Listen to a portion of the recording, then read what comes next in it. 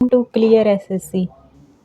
आज आप लोगों का 17 सितंबर 2025 की क्लास में स्वागत है। Current affairs, SSC, banking, railway सभी के लिए बहुत इंपॉर्टेंट रोल प्ले करते हैं। आप लोग इसे ज़रूर देखिए और अधिक से अधिक शेयर कीजिए। हम लोग ग्रुप डी का क्रैश कोर्स चला रहे हैं सभी टॉपिक पे। आप लोग इसे भी ज़रूर देखिए। कल जनगणना और पॉलिटिक्स के इम्पोर्टेंट 50 क्वेश्चन हमने डाले हैं, आप लोग इसे ज़रूर देखिए। वीडियो को लाइक, शेयर, सब्सक्राइब ज़रूर करिए। चलिए हमारे पहले क्वेश्चन की तरफ चलते हैं। वक्फ संपत्ति का स्वामित्व का निर्धारण कैसे मामला है? यानी वक्फ बोर्ड जो संपत्ति होते हैं उसका स्वामित्व का निर्धारण कैसा मामला है? इसका सही आंसर हो जाएगा ऑप्शन बी, न्यायिक मामला है।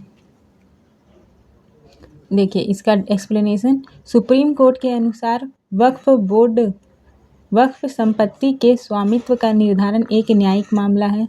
सुप्रीम कोर्ट की स्थापना 26 जनवरी 1950 में हुई थी। इसका मुख्यालय नई दिल्ली में है। न्यायाधीशों की संख्या टोटल 34 है। मुतवल्ली तीसरे पक्ष का अधिकार नहीं बन सकता। नेक्स्ट पॉइंट है, केंद्रीय वक्फ परिषद में 4 गैर मुस्लिम सदस्य हो सकते हैं। नेक्स्ट पॉइंट है, राज्य वक्फ बोर्ड में 3 गैर मुसलमान सदस्य होते हैं। यानी गैर मुस्लिम में 4 सदस्य हो सकते हैं और राज्य वक्फ बोर्ड में 3 गैर मुस्लिम सदस्य होते हैं। नेक्स्ट क्वेश्चन की तरफ चलते हैं। क्वेश्चन नंबर 2, केंद्रीय वक्फ परिषद में अधिकतम कितने गैर मुस्लिमों के सदस्य हो सकते हैं? तो कितने गैर मुस्लिम के सदस्य हो सकते हैं? तो इसका सही आंसर हो जाएगा ऑप्शन नंबर सी, 4 इसका सही आंसर हो जाएगा। नेक्स्ट, केंद्रीय वक्फ परिषद में अधिकतम 4 गैर मुस्लिम सदस्य हो सकते हैं। इसकी स्थापना 1964 को हुई थी। इसका मुख्यालय नई दिल्ली में है। उद्देश्य वक्फ बोर्डों की निगरानी करना। राज्य वक्फ बोर्ड में अधिकतम 3 गैर मुस्लिम सदस्य हो सकते हैं। अध्यक्ष मुस्लिम समुदाय से ही होना चाहिए, यानी जो चेयरमैन रहेगा वो मुस्लिम समुदाय से ही होगा। नेक्स्ट क्वेश्चन, आधार को वोटर आईडी से जोड़ने के खिलाफ मुख्य चिंता क्या है? आधार को वोटर आईडी से जोड़ने के खिलाफ मुख्य चिंता क्या है? इसका सही आंसर हो जाएगा ऑप्शन नंबर सी, खराब बायोमेट्रिक्स के कारण बहिष्करण का जोखिम। सी इसका सही आंसर हो जाएगा। इसका एक्सप्लेनेशन देख लेते हैं। देखिए, ग्रामीण व कमज़ोर बायोमेट्रिक्स वाले लोग वंचित हो सकते हैं इससे। UIDAI की स्थापना कब हुई थी? 2009 में। इसका मुख्यालय नई दिल्ली में है। ECI की स्थापना 25 जनवरी 1950 में हुई थी। इलेक्शन कमीशन ऑफ इंडिया की स्थापना 25 जनवरी 2050 में हुई थी। इससे रिलेटेड फैक्ट्स देखते हैं। आधार नागरिकता का प्रमाण नहीं है, ये ध्यान रखिएगा। आधार जो है नागरिकता का प्रमाण नहीं है। नेक्स्ट पॉइंट, निगरानी और गोपनीय चिंताएं से जुड़ी हुई हैं। नेक्स्ट क्वेश्चन, भारत की डीप ओशन मिशन 2021 का उद्देश्य क्या है? तो भारत डीप ओशन मिशन कर रहा है, उसका उद्देश्य क्या है? इसका सही आंसर हो जाएगा ऑप्शन नंबर बी, समुद्र तल के संसाधनों का दोहन करना। नेक्स्ट, इसका एक्सप्लेनेशन देखते हैं।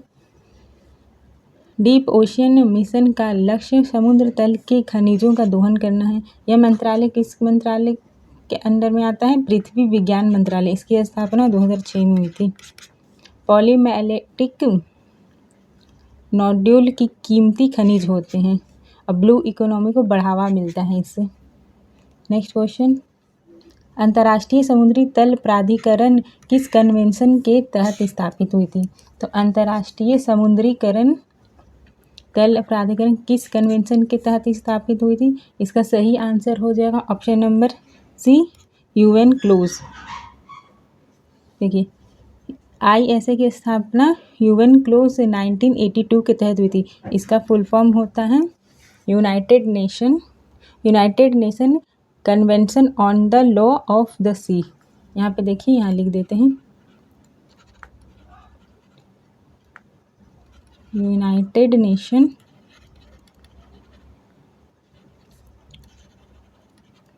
कन्वेंशन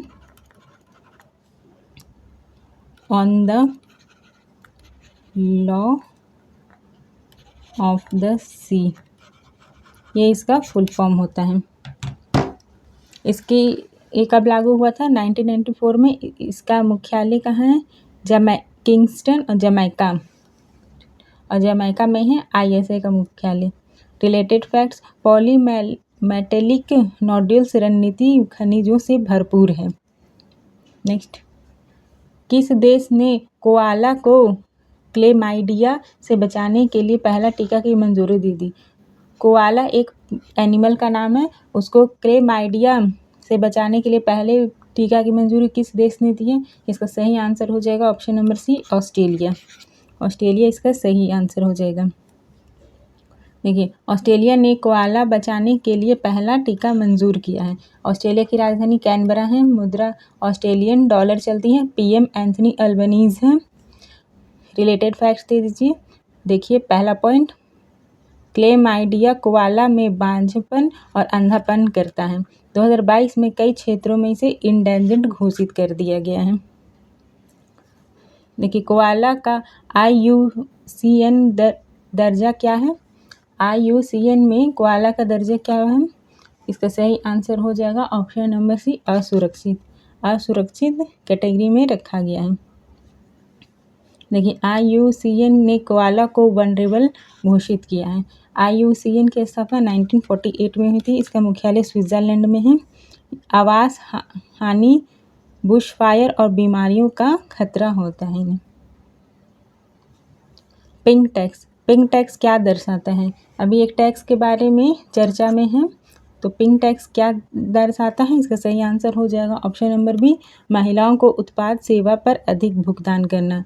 इसका मतलब है जैसे कि कोई भी एक परफ्यूम मान लेते हैं, कोई परफ्यूम है, अगर वो ब्लैक कलर की होगी और एक पिंक, लाइट पिंक कलर की होगी, तो इसका रेट हमेशा ज़्यादा होगा, क्योंकि ये स्पेशली वुमेन के लिए बनाया जाता है। और ब्लैक ब्लू हमेशा मेन के लिए बनाया जाता है, तो इसका रेट थोड़ा कम होगा। जैसे ये 500 की होगी, तो ये कम से कम नहीं तो 600 की होती है। तो ये जो एक्स्ट्रा पे करना पड़ता है, इसे ही पिंक टैक्स कहा गया है। देखिए, पिंक टैक्स वास्तविक कर नहीं बल्कि मूल्य भेदभाव है। ये जेंडर बेस है कि वुमेन के लिए अलग कॉस्मेटिक प्रोडक्ट्स का रेट रहता है और मेन का जो कॉस्मेटिक प्रोडक्ट होता है उसमें अलग रेट रहता है। ये हमेशा कम रहेगा और ये हमेशा ज़्यादा रहता है। नेक्स्ट, NCDRC की स्थापना 1988 में हुई। इसकी मुख्यालय नई दिल्ली में है। यह शब्द की उत्पत्ति 1994 कैलिफोर्निया की USA में हुई थी। भारत में 2018 से सैनिटरी नैपकिन GST मुक्त कर दिया गया है। नेक्स्ट क्वेश्चन देखते हैं। पिंक टैक्स की शब्द की उत्पत्ति किस देश से हुई?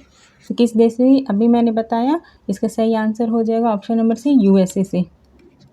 USA से हुई है। नेक्स्ट, देखिए, शब्द की उत्पत्ति 1994 में कैलिफोर्निया USA से हुई है। USA की राजधानी वॉशिंगटन DC है। यहाँ की मुद्रा डॉलर है। यहाँ के राष्ट्रपति अभी डोनाल्ड ट्रंप है। पिंक टैक्स महिलाओं को अधिक भुगतान करना होता है, पिंक टैक्स का मतलब। नेक्स्ट, भारत में सैनिटरी नैपकिन पर टैम्पॉन GST कब से मुफ्त हुए हैं? यानी भारत में जो सैनिटरी नैपकिन है और टैम्पॉन GST से कब मुक्त हुए हैं? इसका सही आंसर हो जाएगा ऑप्शन नंबर बी, जुलाई 2018। बी इसका सही आंसर हो जाएगा। देखिए, जुलाई 2018 में सैनिटरी नैपकिन व टैम्पॉन को GST से छूट मिली। GST लागू कब हुआ था? 1 जुलाई 2017 को। इसके अध्यक्ष केंद्रीय वित्त मंत्री करती हैं, जो अभी निर्मला सीतारमन है। पहले इस पे 12% GST लगता था और ये पिंक टैक्स की अवधारणा से जुड़ा हुआ है। नेक्स्ट, वीडियो को लाइक शेयर सब्सक्राइब ज़रूर करिएगा। आपको इसका टेलीग्राम पे क्लियर SSC ऑफिशियल टेलीग्राम पे PDF मिल जाएगा और ग्रुप D का क्रैश कोर्स चल रहा है, आप लोग उसे भी ज़रूर देखिए। Thank you for watching.